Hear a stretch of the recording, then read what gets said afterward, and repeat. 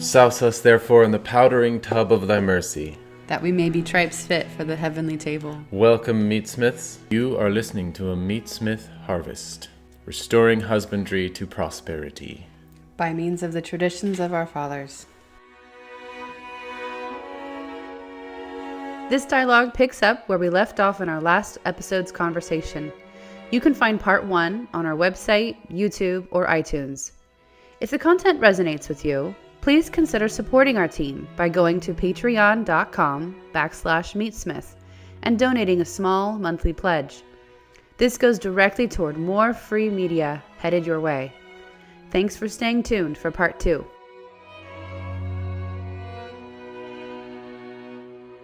I'm so excited. This is going to be awesome. I wanted to learn it for years, to do it in my backyard. And I love it because it implies, it doth require great intimacy with the duck. I mean, it's just like what you're saying. It's a similar relationship that you develop with a dairy cow or with, sheep that you shear year in and year out.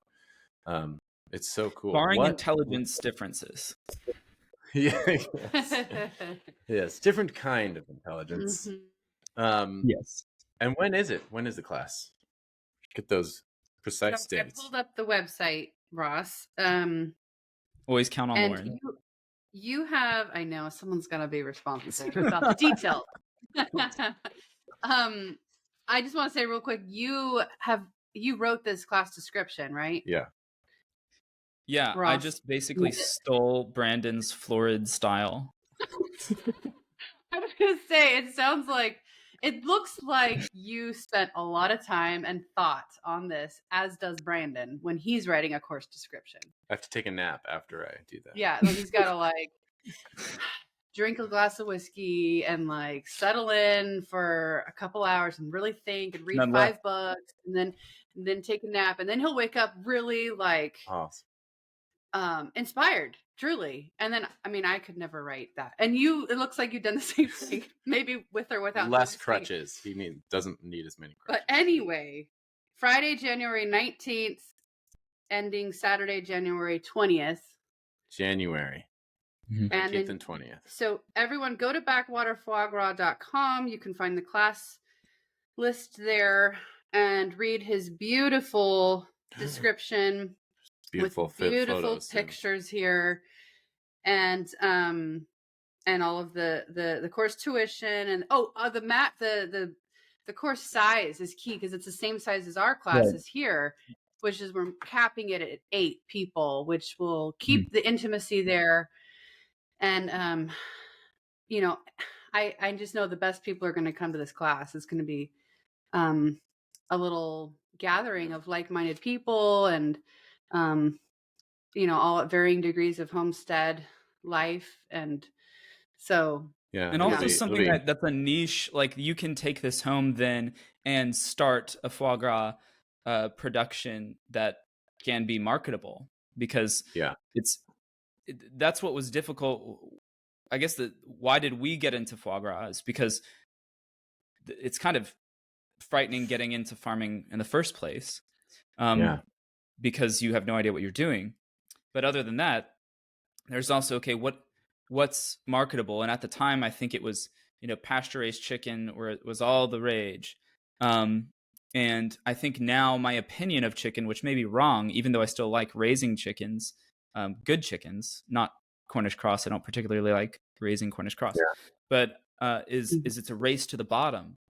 But with foie gras, well, I guarantee you no one else in your area is doing it, unless you live in one of these 5 places that we're talking about. But I guarantee you no one in your state likely is doing it. And so, well, everyone who's selling foie gras, everyone who enjoys foie gras, will be overjoyed to find out that it's local, except for the restaurants that advertise local and don't sell local food. But those aside, you're going to become friends with the gourmand, right? The gourmand in your area, the people who love food, who enjoy food, who see the beauty in food, and well-made food, and well-prepared food, and well-grown food. People who, go out of their way to buy woodland pork finished on apples and acorns, people who go out of their way to bring in wines from old vines in France. Those sorts of people, they're going to gather around you. And also along with that, all the French expats in your area are going to gather around you. They're going to find you. They will find you. And it's just how it works. And if you're doing a good job, and they're going to love you. So it's something that you can, I think, approximate making a life from if you want to get into agriculture. And also you want to do something that isn't going to feel at some point, well, it always will feel this way, but it feel less burdensome and sometimes less degrading, because farming can feel degrading, especially farming for commercial purposes. It just will. And it's unavoidable. But when you have something that is an art, and that then you can actually love, because it requires so much of you intellectually, physically, and yes, like artistically, like the hands of the carpenter requires so much of you. You will love it. You will love what you are producing, and you will love the reactions that people have, those people who can truly understand all of the work that goes into it.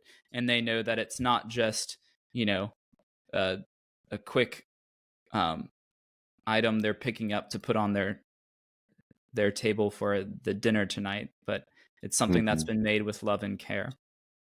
So that is the beauty of foie gras, is it can give you a way to live the agrarian life and also approximate making a living.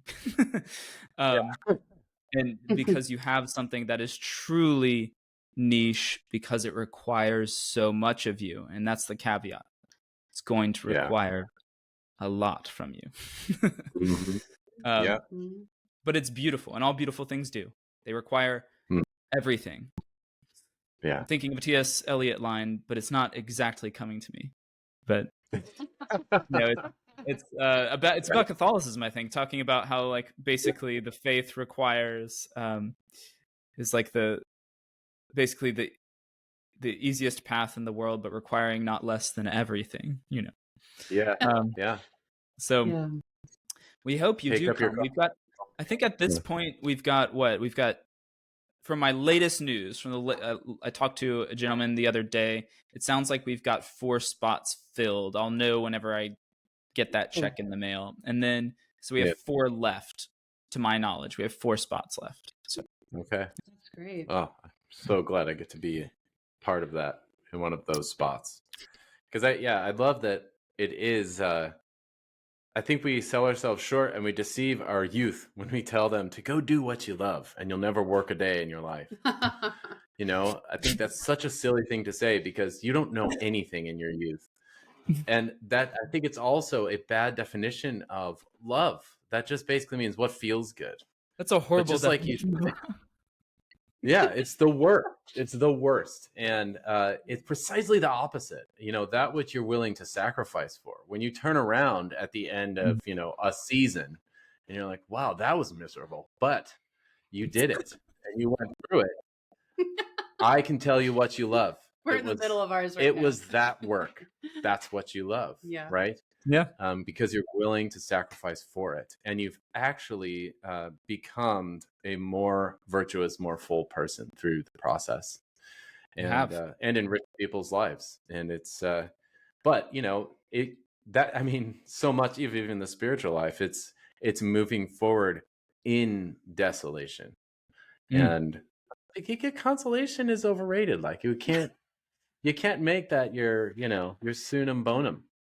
No, consolation is overrated, because you'll come to a point where you cannot find it, because no one can console you. Because if they could console you, then guess what? You're not making any progress. That's right. That's very true about the spiritual life. And I think, goodness, you have the saints who thought that they had lost the friendship of Christ, right? I'm reminded of a story. I wonder if I heard this story from you, actually. But I'm reminded of a story of a monk who was leaving his monastery in Italy because he was so overcome by temptations that he thought that he had already been damned to hell. And our Lord appeared to him and said, "Go back to your monastery. Your temptations will be your crown." And then another example is St. Catherine of Siena, who, again, she thought she had lost the friendship of Christ because she was assailed with all of these thoughts of impurity, like all these terrible thoughts. And our Lord appeared to her and said, this one I find interesting because it applies to a lot of us. Yeah. And he said, in your youth, you allowed impurity of your own will. And now that you do not will it, right, you will suffer these impurities, like these impure thoughts against your will. Yeah. And so it's that purification, right? Yeah. But yeah, purification is always done in desolation and in sort of a, sort of trudging through agonizing experiences. And the only option you have in this life is to persevere. And that's been very valuable to me. Good priest just repeats that to me, right? The only option you have is to persevere. Yeah. The other option isn't good. Yeah. And it's incredibly wonderful also to be freed from your addiction to consolation, on every level of life. Right. Because then you can stop judging the success of yourself or your endeavors or whatever you're doing based on how they feel, which is a horrible metric of anything. It's a terrible metric. Yeah. Instead, you can go to the heart of the matter. And like with, like St. Catherine with impure thoughts, it's like, did you will it? She can answer clearly, no. No, right. In fact, that was part of it. It's like, well, did you will it? And she said, well, no. Like, okay. No. Yeah.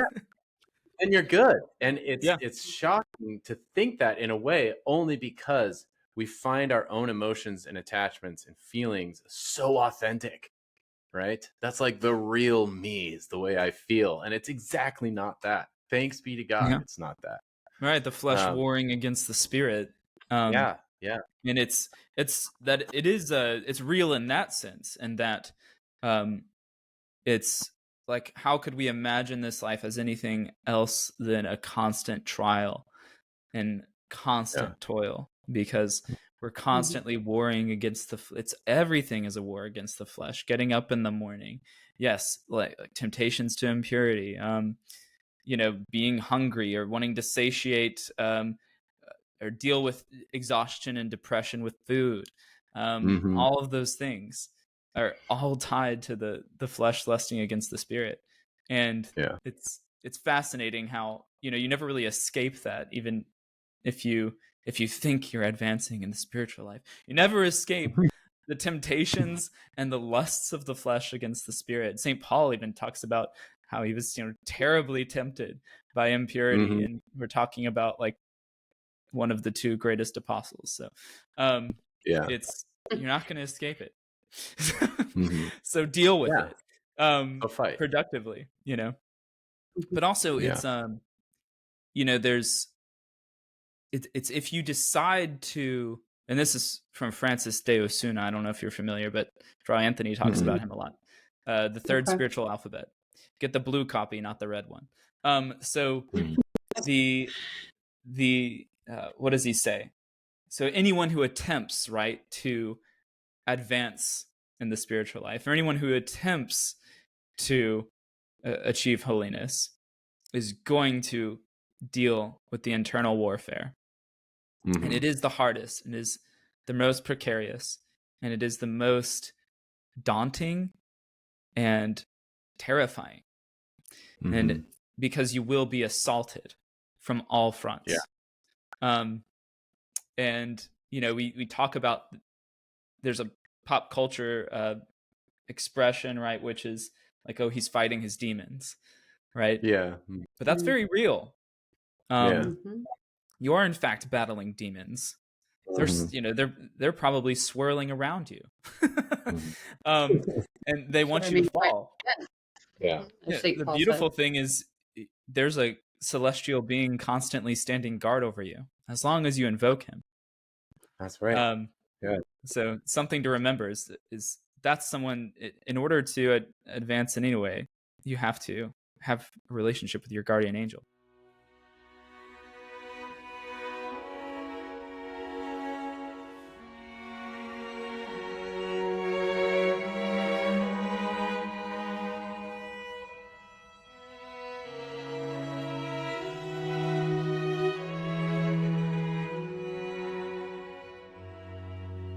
Anyway, Yeah.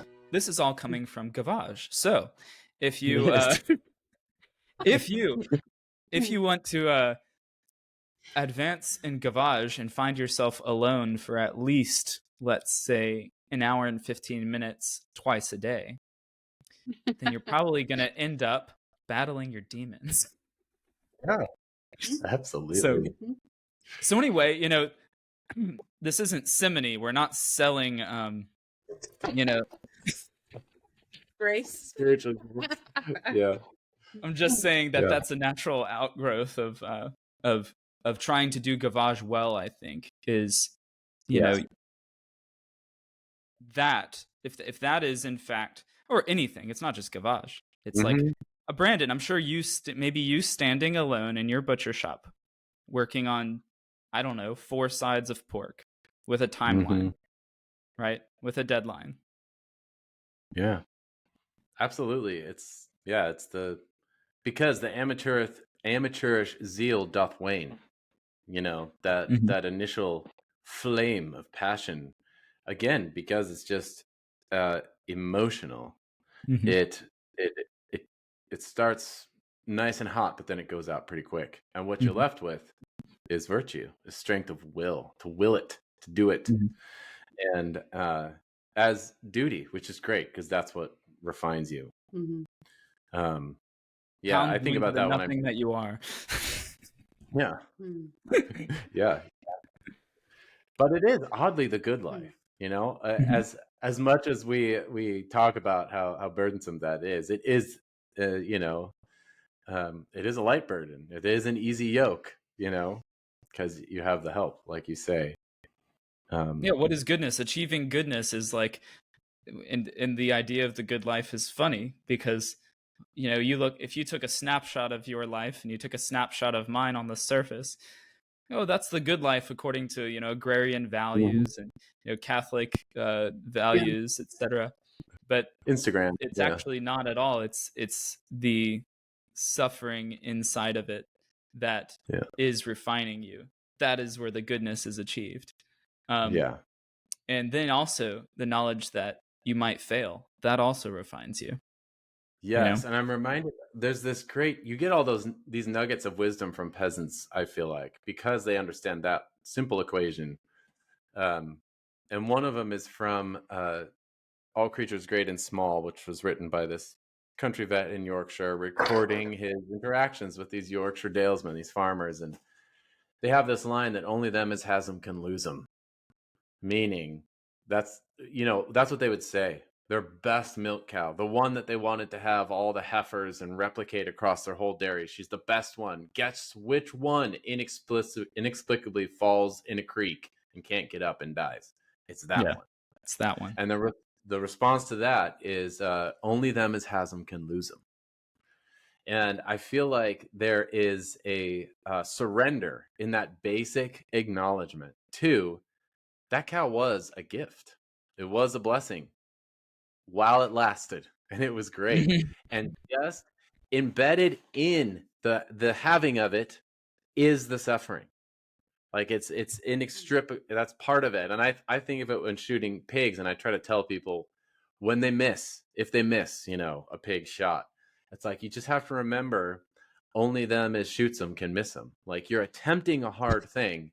Don't expect to not suffer, you know. And you know, the pig might suffer, but so are you, especially if you like your pig. You're not going to be into shooting it 4 times or more. If you are, seek help. That's right. Yeah. And there's just sort of a surrender to that and the whole thing. And I think St. Thomas talks about this. My friend, Dr. Richard Malosh, has a great talk on this. It's very short, but he he brings up St. Thomas in De Regnum, where St. Thomas writes about monarchy and farming. See, they're related. They are. They are. St. Thomas put them in one document. So we still haven't read it. I just hear Dr. Malash talk about it, and it's awesome. But it sounds like we should both read it, and we will both not have read it by January. There you go. And we'll have Dr. Malash on, and he can actually just tell us what it means. But it's so good because St. Thomas talks about the farmer and about the agrarian life. And he talks about the philosopher, about Aristotle and how he thought of farming, and that Aristotle kind of had a low view of the farmer. And St. Thomas is like, nay, it's not that at all. It's and he talks about the dignity of the farmer and even how it was instantiated in Greek culture. And he makes a differentiation between the farmer producer and the person who trades for their goods. Mm-hmm. So that elemental distinction. And he says that even in certain, Greek cultures, the soldiers were not allowed to engage in trade because it made them effeminate. They could not actually engage in trade at all, because it made you prone to excess and gluttony. And St. Thomas says that just farming is a natural check against excess, which is so obvious, but it's so true. And today we have to actually put this artificial limitation on ourselves, wherein it's like you dare to eat everything that you can produce, and what you can produce, don't buy. And you put this limitation on yourself, and you'll find that there's a natural hedge against gluttony, and there is a natural ebb and flow of fasting and feasting. And I think it actually conduces more, if you will it, like you say, to virtue, to the life of virtue. Yeah, that is definitely there. I think we probably share that in common. It's like, there's absolutely no reason for us to go buy something when we still have something to cook. And it gets down to really funny things, but goodness, it's funny how things work. The minute that you have to sacrifice, all of a sudden it creates something beautiful. And so, just the having of veal bones, right? Mm-hmm. I've got to make stock and do something with it. Oh my goodness, this rice could not have been this luxurious had it not been cooked in veal stock, right? That's right. We eat a lot of rice in Louisiana. It starts with the burden of having to use those veal bones. Yep. Yeah, I love being forced by that. Like right now, we have roughly 1,296.01 pounds of beef in the walk-in. Oh dear. So not roughly, exactly 1,296.01 pounds of beef in the walk-in. And because we just got done with 2 beef classes, which manifests itself in slaughtering 3 huge cows. And so I've sold some of it, sold about 200 pounds of it. I'm going to try 1,000 pounds. It's fine. Yeah. So now I know what we're going to be doing from now till Christmas. This is that's a relief. You don't have to meal plan. That's right. Yeah. This is our job to utilize the burden. Yeah. The best technology is a dead beef carcass, apparently, for meal planning. Absolutely. Absolutely. It forces creativity. It's the burden of abundance. And I think that by nature, we are actually equipped to handle that burden.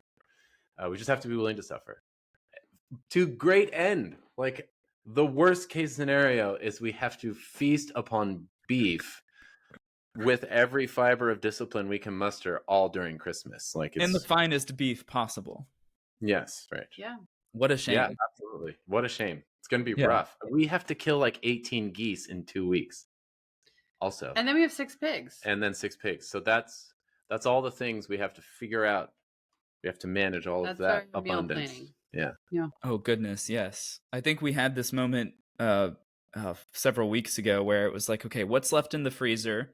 That's meat that we can use for a meal because we need to know what we're going to be eating. So go in the freezer, and it's like, I don't know, is a veal heart it was some lamb flanks, like just the belly rolls, right? Or the breast rolls, you might call them, I guess, depending. I don't know. Is it, not belly rolls. That's something else. So, and then and what else was it? Yeah, a little more veal. The same thing. The breast rolls. Head in there. Yeah, and it was like, okay, well, it turned into just the most beautiful dirty rice, which is just very simple, old Cajun dish. And it's always just so funny how there's this feeling of like complete randomness, or like, what am I going to do with these very odd bits and pieces? Which I guess is also, that speaks to the thrift of Cajun cooking also in general. Yeah. Like, it can always be a dirty rice or a rice dressing. It really, anything can go into that. Yeah. A lot of things can go into jambalaya. That's the beautiful thing about jambalaya, is like, you can have, if you call it a, I don't know, a guinea and a dove and guinea and alligator sausage jambalaya, it is a dove and guinea and alligator sausage jambalaya. That's what it is. And guess what? It is very much within the province of jambalaya to be exactly that. So, and then you can have something that has next to no meat in it, and it's also jambalaya. So, gumbo is very similar in that way. But I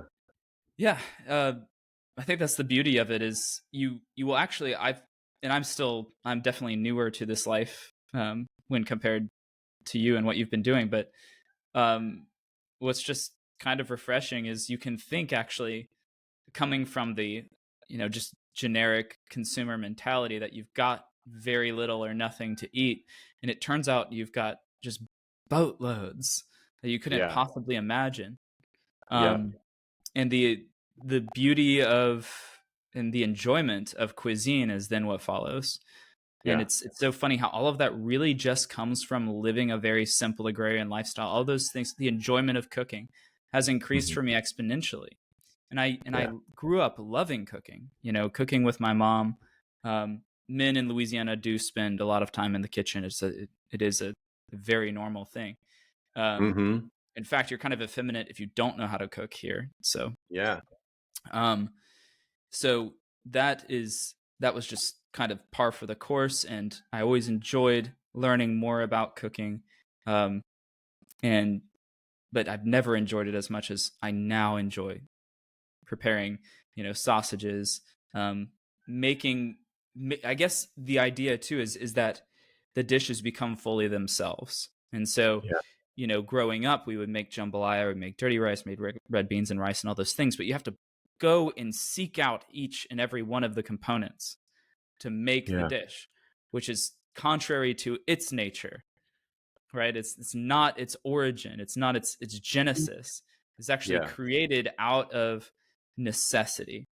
And so when you get back to the state of necessity, then you actually become what you only, I guess, in a sense, had the affectation of being without knowing it, So the tradition that was passed on was, in fact, not passed on. It was sort of crystallized and wrapped in a plastic, and then it was handed to you. But now I've now actually become the thing that, in some sense, maybe some of my forebears weren't. But it's like reborn in me, because this is the life I'm living, and this is the life that our ancestors would have lived, and how they would have cooked and prepared food. And then we have all of that patrimony to base all of our choices on, learning that those were made for necessity. So that's the primary ingredient then of like the substantial form of gumbo. Ingredient number one is necessity of scarcity. Like that's step one. Now you can begin making gumbo. And I feel like it's so interesting. We're going to spend generations, hopefully, if the Lord tarries, trying to figure this out. But the current narrative is that, well, we need centralized food in order to feed the world, right? Yeah. And consequently, we waste epic tons and tons, hundreds of bajillions of tons of food every single day. But at the same time, yeah, it's crazy. And then we have the converse prejudice, which is that, well, subsistence farming is a meager existence where you scratch out your living and you're mostly starving all the time. Right. And it's like, you can only say that if you've never grown a thing. Yeah. The challenge is to eat it before it goes off. The challenge is not production. It's just preservation, because you have more than you can handle.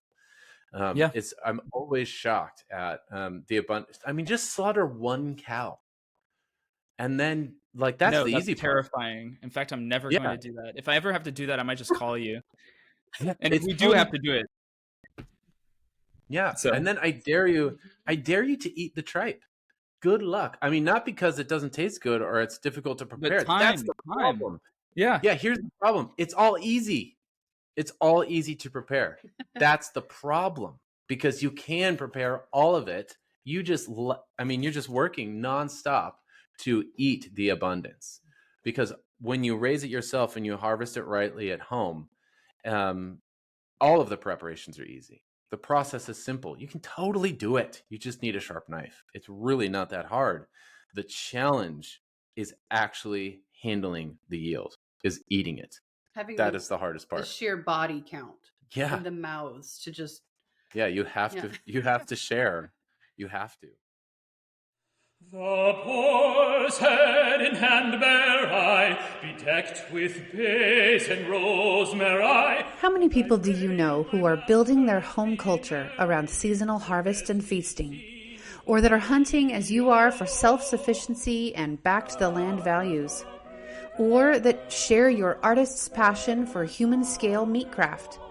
At FarmsteadMeatsmith.com, we've created a community of hundreds of omnivores from around the world with these shared goals, and 2 major places for them to learn from and inspire one another. First, we have our semi-annual hands-on educational event, The Family Pig, here at our Heartland homestead in Oklahoma. Come meet Brandon, get your elbows greasy, and over the course of 3 days, kill, cut, cure, and cook 2 pigs completely. You'll rub those greasy elbows with other meatsmiths from around the country, sharing meals and conversations to inspire you for years to come.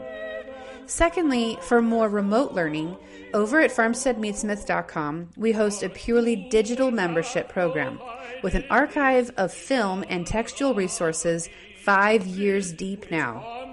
And both our on-site classes and online program include access to our most unique and rewarding private community Facebook page, Meatsmith Table, which is the only international network by and for homesteaders harvesting animals on a domestic scale using traditional and regional methods.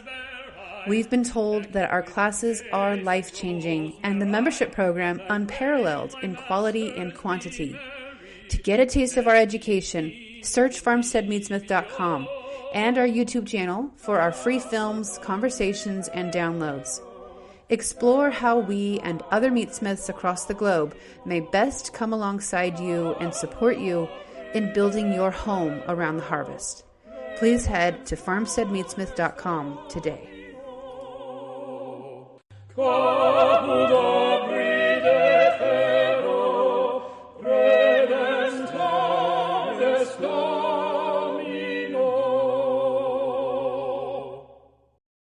It screams subsidiarity. It screams it, because it's so we have this project with La Nouvelle Vendée is starting a South Louisiana wide PMA with the overt objective of supplanting the role of the state in regulating the exchange of agricultural goods.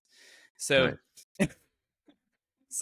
And ordering it under, of course, a just Catholic economy. So the one of the members was talking about how there was this system back in the day that I guess his grandparents, and he kind of grew up a little bit seeing this, were involved in. And it was like, okay, every couple of weeks, every few weeks, a family would have a pig ready for slaughter. And then this is just the whole boucherie concept, hog killing in North Carolina. Yeah. You know? But it was systematized so that there was a rotating, staggered availability, right, of pork. And each family was raising a pig. And then, of course, everything was apportioned accordingly, right? So like this family, it's their pig. And so we're all going to slaughter it, and we're all going to get the portions that we get based on our participation.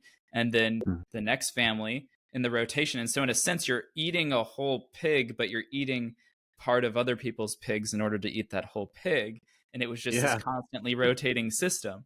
And it makes so much sense because exactly what you're saying, you need so many people to be kind of constantly working in order. Like I haven't preserved any intestines in a long time because it's just, oh my goodness, like how am I going to, I can't possibly, I'm by myself. There's no way I'm ever going to get to that. It's going to, sacrifice it to the predators. But it is this complete and utter overload that's completely shocking and discomforting, where you've stepped into a completely new realm where the doors were always closed, and you open those doors and the sun is shining, over the western hills, but you have to cross an unfathomably large ocean in order to get there. And it's beautiful, but it's also terrifying, and it's a tremendous amount of labor. So you're exactly right. This idea of like subsistence farming, of the peasant life being just nothing but scraping a living off rocks. It's in fact the opposite. There's a lot of scraping living, but it's like, how can I scrape every last ounce out of this thing? There's no way I'll ever be able to. I've got more than I need, and more than I'll ever need, Yeah. So, the burden of abundance. Yes. It's a great term. Well done with that one. Well, and that's what makes so much sense with why foie gras itself would develop. It's such a salutary excess. It's like, it's clearly, this is, I hate to call it a luxury because that term is so depraved in a modern usage, but it's like people were raising ducks, and they had the salutary space in their brain to think about their ducks and what might happen when you feed them in excess, and what might happen when you physically aid them in consuming in excess. I mean, that all of that had to be discovered, and by minds who had space in them. Exactly. And we're not pursued by penury and just barely surviving. They actually had space to create this super abundance of immense nutrition and flavor in the form of foie gras. And there's like actually, I don't know. And what? I'm sorry, I didn't mean to interrupt you, but like a shepherdess who had time to go and pray in the church and receive visions. There you go. What do you know? Yeah. And there's even, speaking of prayer, there's in the liturgy, there's this phrase that appears, I feel like it's in Advent, but it appears more than once. And it's so interesting. And I don't know if it has anything to do with gavage or cramming, but I like to pretend that it does.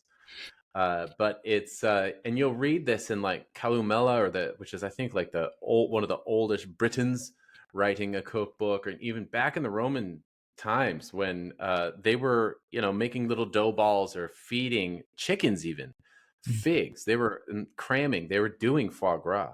Yeah, chicken cramming is the thing. Yeah. Yeah, specifically for the livers. The Romans cram did those chickens. Cram them. It's very ancient. And what they would have had was grain. And we have, it's hard for us to even think about grain anymore because all of our autoimmune problems and everything. But before all that, grain it figured so prominently in the imagination. We think of it as, just bare necessity stuff. But grain is so rich and it's so easy to grow. And it's, again, insanely plentiful, especially Mhm. even if you grow it on a small scale. And so in the liturgy, it's they translate some of the scriptures in the liturgy with this term. It's adipe fermentum, Oh, yeah. which is so cool. But adipe fermentum, fermentum is wheat, so already like you have the point of wheat, at least in our English derivation. Much later on, it's like fermenting, clearly, right? Yeah. And the way that they translate it is on the other side of my missile is the fat of the wheat, like adipose tissue, right? Adipe fermentum. The Yep. fat of the wheat. Isn't that interesting? So, in the reference is not in the. I'm not good with Latin grammar, but is the reference then not to the fat integral to the wheat? I don't know. That's the thing. Like, I'm trying Okay. to understand the relationship of fat over here, because fat exists in this part of my brain, and then there's wheat over here. But Right. they're actually, it is the fat of, of the wheat as an Of the expression wheat. of, again, abundance and, the promised land and everything it has to offer. The Yeah. fat of the wheat.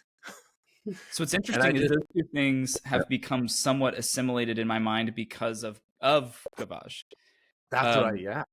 So like the corn, for instance, it's important that the germ be expanded. Ah. And it's important that you just be able to push your thumbnail through the center of the corn kernel when it's ready. Brilliant. But when you open it up, you kind of understand where all that fat is coming from. Yeah. And there's this strange idea of fat, this vegetable fat that's not, made in a lab, but this fattiness, this like delicious fattiness of corn that is perhaps, maybe it could be, I think of it as being so delicious because I know it's fattening the duck, but I'll just say the fat of that particular grain is very, very obvious at that point. Yeah. It's very apparent. So I don't know with wheat though, because I don't deal with whole wheat berries really. It's interesting. I wonder if the reference is specifically to, if it's referring to integrally the wheat berry or to the fat achieved by it. But again, my Latin grammar is not there. So yeah, neither is mine. Yeah. Especially when you think too about the parallel with wheat or barley, that once it does have to germinate also just to be able to make beer or any fermented, drink from them, because it releases the sugar.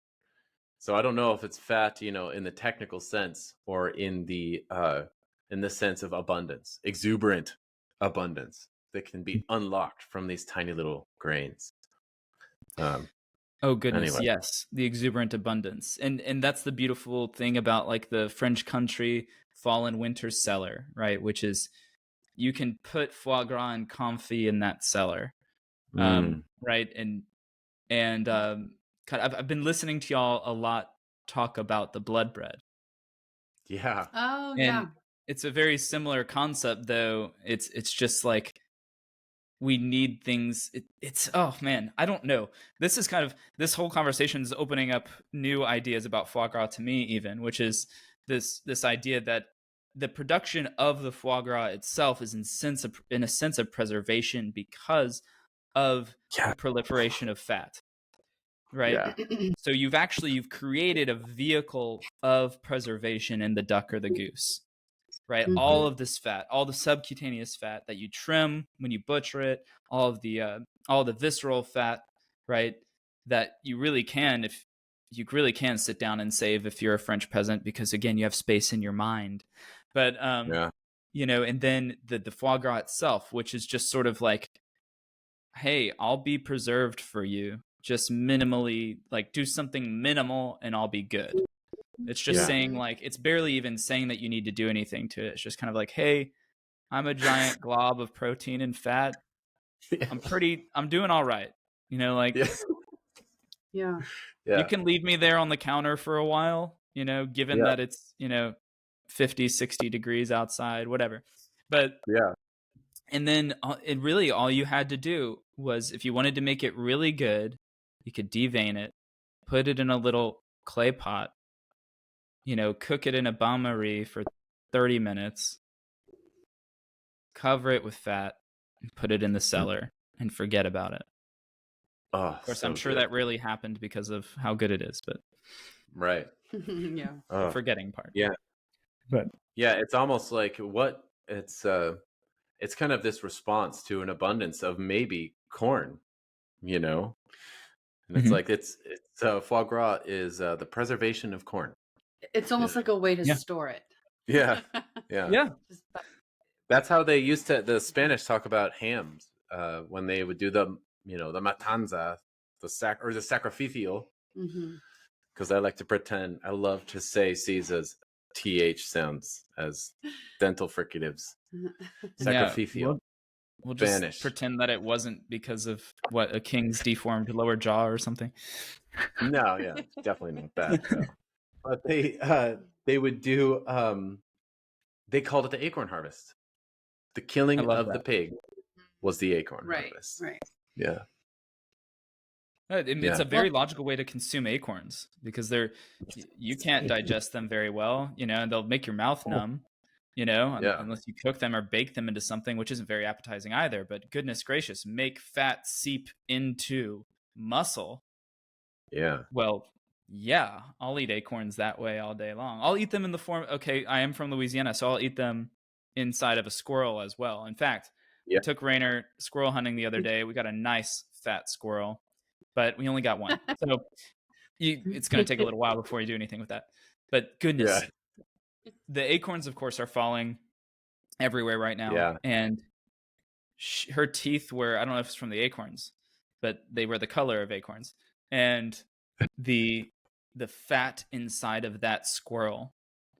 And some people might be cringing because squirrels are tree rats, but I'm telling you, the squirrel that has fattened itself on acorns is a sight to behold.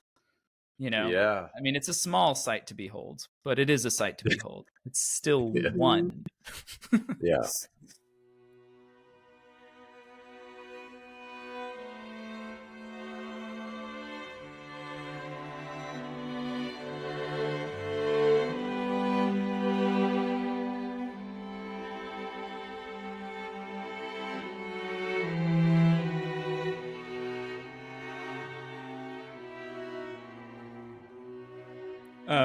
But goodness gracious, I really appreciate the squirrels harvesting acorns for us.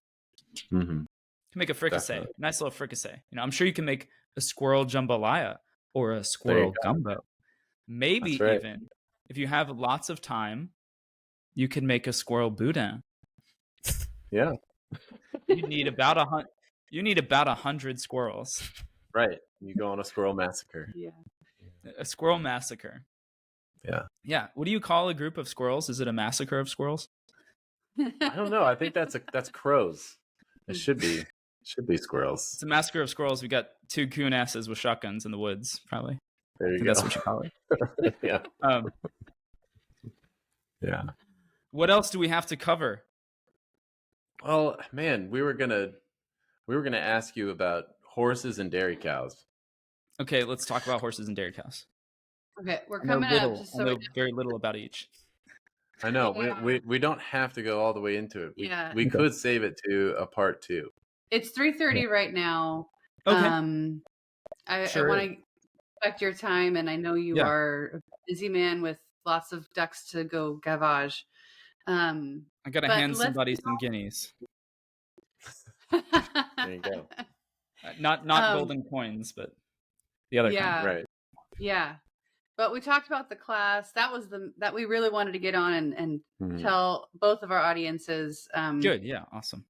About the class. And I think we should so we have this technology now. So we on Farmstead Meatsmith, and we grew up and we got the right internet provider, and we got this fancy technology that allows interviews in a much better fashion. And so we want to have you on again.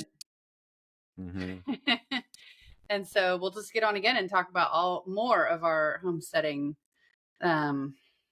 experiments. Yeah. Well, especially because you have carved out this very interesting corner in your farm for a draft animal. but not an immense draft animal, not the plow 200 roods of ground type of draft animal. He's a good But scale. Yeah, it's scaled. Yeah. Yeah. And I think it'd be so cool to talk about how that works.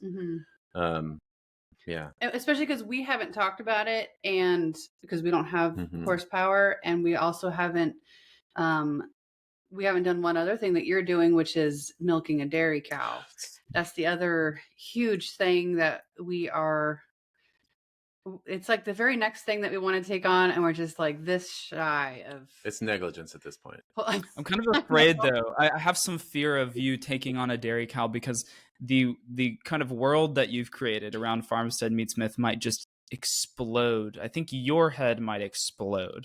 I think that's what I'm afraid of. I'm not sure that there's anything that could contain the result of y'all having an abundance of raw milk and cream, along with all of the butchery, all of the meat preservation. I mean, there will be cheeses. I'm a little bit apprehensive for you, although you do have Wallace and you have some children coming up. So yeah, maybe not. Maybe Yeah. Maybe your creativity. Yeah. Yeah. Our brains are definitely done. Like, they're over. It was so funny. I just got finished with the beef class, and Sunday was the next day. Went to mass, and I had several conversations with people, and I have to reach out to them again and just apologize, because I was nonverbal pretty much for all of Sunday, and so just because I'm so exhausted after classes, and I'm pretty sure I made some bad plans because my brain was not working. Sure, yeah. Math. Whatever you say, we'll do that. Let's go. Yes, exactly. That kind of thing. So, needless to say, yes, our brains are over. But we do have that secret weapon. We have Wallace and Jean-Luc, Simon, and Mary. And Wallace is already hyper capable and leading the charge for the dairy cow. He really wants to get one. I'm mostly afraid for all of us as far as like where this will take you on your world creation endeavors, because it's just one of those things that ties everything together. And because when we got into it, I'm glad that Dorothy talked me into it. But it is talk about burden of abundance. Yes. And I don't understand. Again, it's like this is another one of those stepping back and looking at how communist we are. It's like, oh my goodness, like how can you handle having one milk cow? Some people get like 4 gallons a day, 5 gallons a day from one milk cow. We have a lower production cow. We get like, when she's doing well, we get 3 gallons a day. But I can't even deal with 3 gallons a day. That's 6 half-gallon jars of milk and cream. How a day? This is like exactly. And then it's like during the spring and the grass is high, it's like golden and it's like I have wealth beyond measure. What do I do now? Like what comes next? Do I retire? Do I get a few servants? Do I buy a Maserati? None of which, well, the servants appeal, not the Maserati. I don't know why I said the Maserati. But anyway, maybe a really shiny Frisian, to put next to Earl. Anyway, but so it's just one of those things where it's just shocking. It's just shocking. It really is shocking. And I remember, she's not in milk right now because she's dry. And we had a little trouble getting her pregnant. So she was in milk for a longer period of time. So she was producing less and less and less. So we just dried her up. She'll be giving birth in February and she'll be back in milk.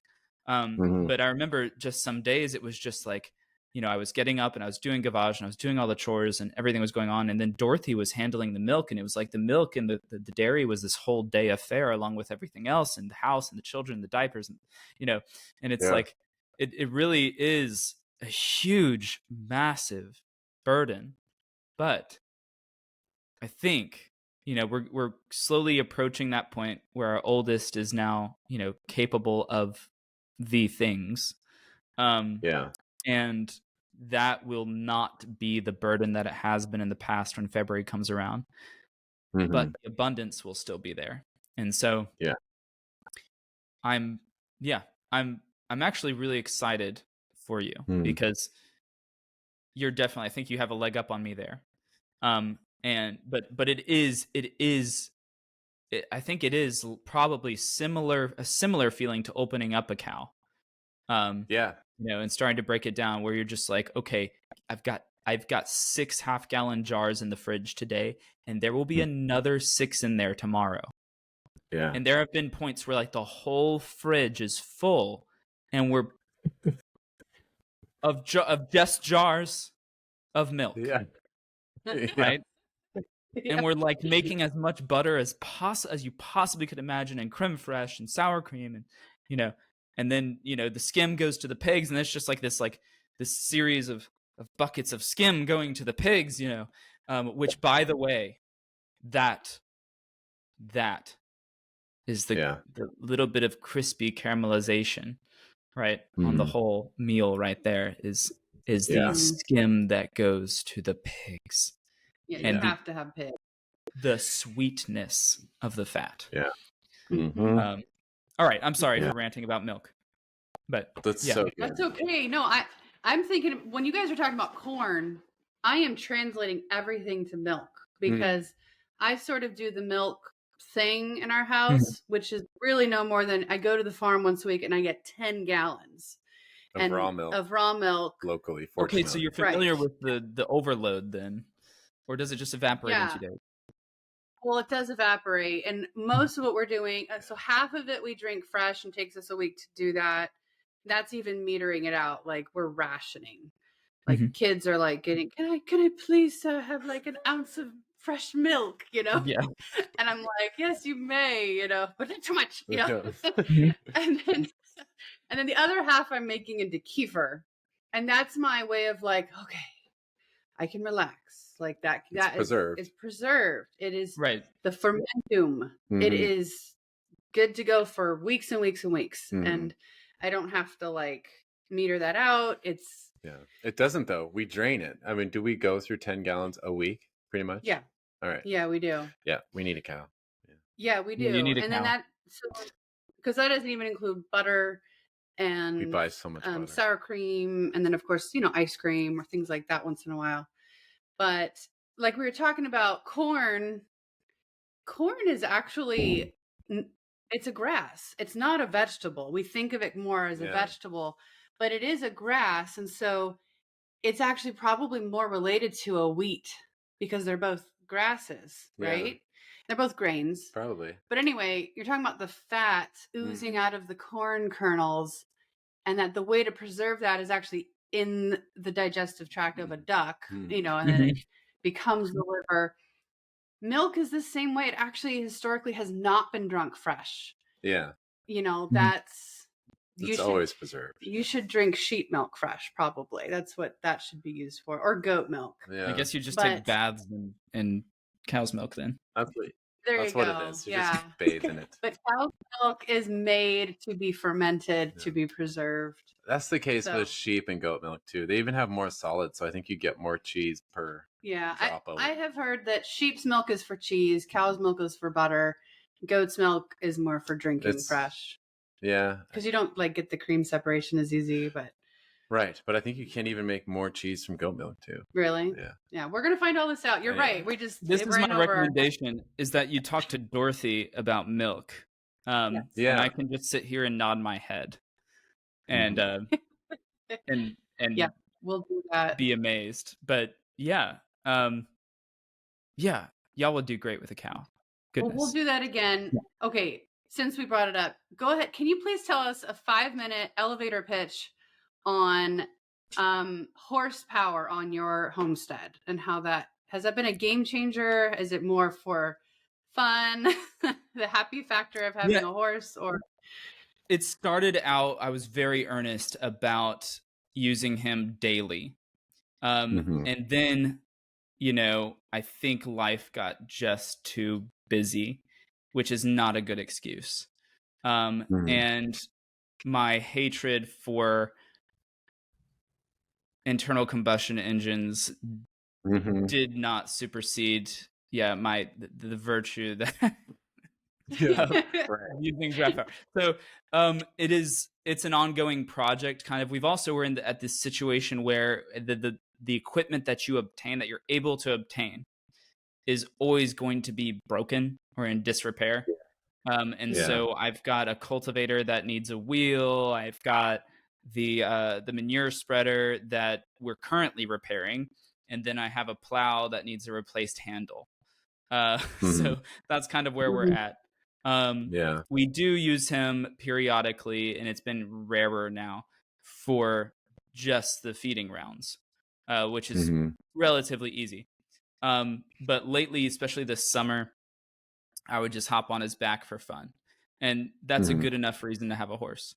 If you have the pasture land. If you have the pasture land. But the goal with him definitely is to use him more. I will say in Louisiana, because the summer's so oppressive, it's always like you're waiting for the cooler weather, and it's far more enjoyable to hitch up the horse and do the morning chores with the horse when it's not 175 degrees with a 190,000% humidity. So that's where we're at with the horse, but I'll have an update for you soon on that. So okay. Thank you. Those are just two places we haven't gone yet. Every homestead is different, so when we have people on, I want to get their perspective. But we'll do a to be continued on the horse project. Sounds good.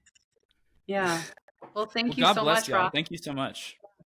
Best of luck. And so I guess Brandon, and we're sending Wallace to the class too. Wallace insisted actually upon coming. He'll be staring at this flag actually, because there's the couch, and then this is where we're gonna put the mattress. But I'll put the other flag up. It'll be tidy in here. Don't worry. I'm not fixing the broken window though. Don't worry about it. I can put some tape on it if you like. We have a broken window in our guest room too. There you go. Good. Yeah. Put some classy duct tape. There you go. Great.